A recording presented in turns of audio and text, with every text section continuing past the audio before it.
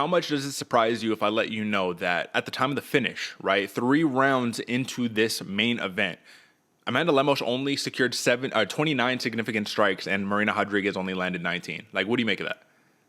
Well, I expected the number to be way skewed. The Lemos significant strikes, I expected that to be a little on the lower end, not so much output, but a lot more power. What blew my mind was that Rodriguez 19 into this one, man. Yeah. We're talking big game on she's death by 1,000 punches. To get off 19 significant strikes is a Yeah. little uncharacteristic of Rodriguez. And this is when I saw the tide of the fight turn a little bit because I started to realize really early. First off, first round, hesitant. They're feeling each other out. They're studying. They're making feints. They're making reads. They're doing all of that. It's 5 rounds. I'm not really too concerned about that. Marina Rodriguez ends up falling on top and took on to like a 3/4 mount position on Amanda Lemos. Once Amanda Lemos went double underhooks and just couldn't quite secure the takedown she was looking for.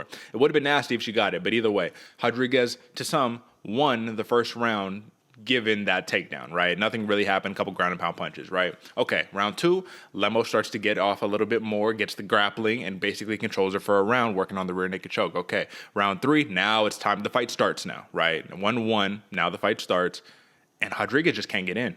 I mean, did you notice that right there? You're like, Rodriguez, normally she's in there. She's not scared to go in and get into the pocket. Her corner is yelling at her, I need you to fight now.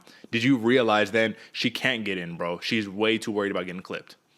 Way too worried about getting clipped, and what looked like a step behind Amanda Lemos. Lemos was cutting the cage off nicely, reading the things, getting the better of the exchanges, and that's really where I start to see the mental capacity of Marina Rodriguez start to suffer. She really started, like you said, getting hesitant, getting scared, not really jumping into the fight, and especially when you have your corner behind you shouting, "I need you to fight now." In your mind, you're like, I have been. What have I been doing? I don't even want to do anymore. And then you get clipped. Then you get hurt. It was a rough outcome because you really, like I said, it seemed like an off night for Marina Rodriguez and not her normal fight style. But that's what happens when you got a big bomber like Amanda Lemos coming in there and just throwing haymakers, or not even haymakers nonetheless, because those are a couple clean. That 1-2 that put her, literally turned her over, beautiful, crisp, clean shot. So, but still, crack on him too. Power all day long. It's what happens, man. You get stunned, you freeze up, and you no longer are that clinical striker like Marina Rodriguez is. Amanda Lemos takes the fight into her hands. Is it a little odd though, man? Because we were both saying, right? If it's early, Amanda Lemos, right? And this, I guess, counts kind of as early. This was the very beginning of the 3rd round, right? But if it went a little bit later, 3, 4, 5, that should be Rodriguez all day long. What does it mean to you that Lemos, when she fought Angela Hill, right, 3-round fight, couldn't finish her, but you finish Marina Rodriguez? It's like MMA math. It's almost like Amanda Lemos is this very fearsome striker in the division that's going to give you a lot of problems, right? And shout out to the cat in the back purring, you know what I'm saying? But Amanda Lemos is going to give you a lot of problems.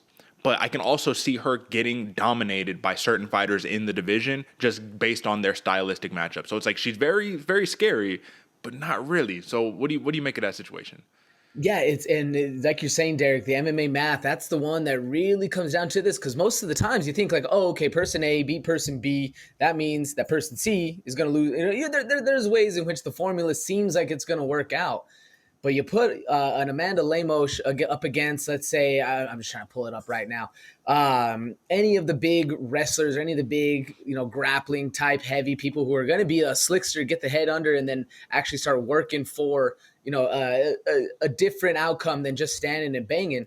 It's a hard strap for Amanda Lemos going forward. Yeah. And I mean, you just look at I'm over here looking at the rankings right now. You look at number 6 up. Right?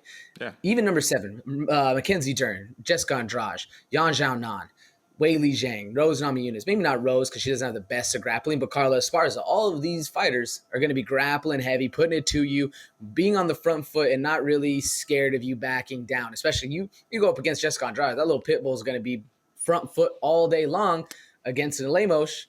But then MMA math, man, stuff happens. You never know. You never know how it's going to unfold when they actually start swinging. Well, that's what I was going to say. We already saw what happened with Andrade. Andrade, she suffered the onslaught and then standing arm triangled her, right? So I'm just going to kind of end it at this right here, man. At the end of the day, I was more surprised to see Lemos have success in the striking in terms of being able to pause Marina Rodriguez with that combo.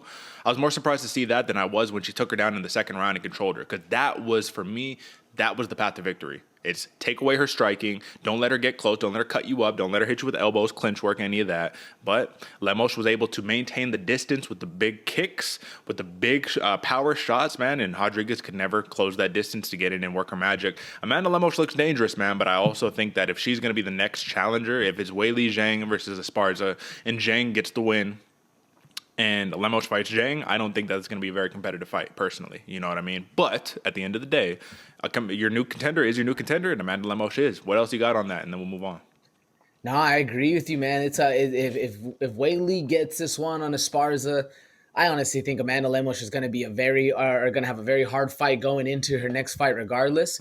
But you never know, because of the new girl throwing a new thing in, man. We've been talking about it. The math sometimes doesn't add up. We'll see, though. I will say this, man. Live by the standing TKO, die by the standing TKO. This is the first time in Marina Rodriguez's UFC tenure that she actually has been finished right there. So this is very impressive work by Amanda Lemos, your new contender in the strawweight division.